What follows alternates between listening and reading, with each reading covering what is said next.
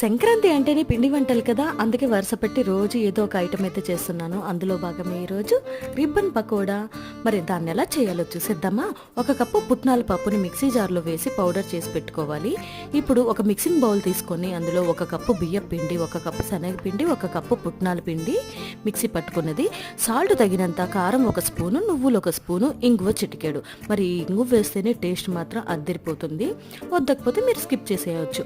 అన్నీ బాగా కలిపి వేడి వేడి బటర్ కానీ ఆయిల్ కానీ గీ కానీ ఏది ఉంటే అది వేసి బాగా కలుపుకోవాలి. అందులోనే కొంచెం కొంచెం వాటర్ పోసుకుంటూ గట్టి చపాతీ పిండిలాగా కలుపుకొని పక్కన పెట్టుకోండి. ఇప్పుడు రిబ్బన్ పకోడా ప్లేట్ తీసుకొని ఆయిల్ రాసుకొని ఇప్పుడు కొంచెం కొంచెం పొండిని తీసుకుంటూ వేడి వేడి ఆయిల్లో ఒత్తుకోవాలి. మంటను మీడియం ఫ్లేమ్లోనే పెట్టి అడ్జస్ట్ చేసుకుంటూ కాల్చుకుంటే పర్ఫెక్ట్ రిబ్బన్ పకోడా అయితే రెడీ అవుతుంది. ఎన్ని ఆయిల్ అయినా ఈజీగా వేసుకోవచ్చు. టేస్ట్ మాత్రం అద్దరిపోతుంది. ఒకసారి ట్రై చేయండి. నచ్చితే లైక్ చేసి నా ఛానల్ని సబ్స్క్రైబ్ చేయండి.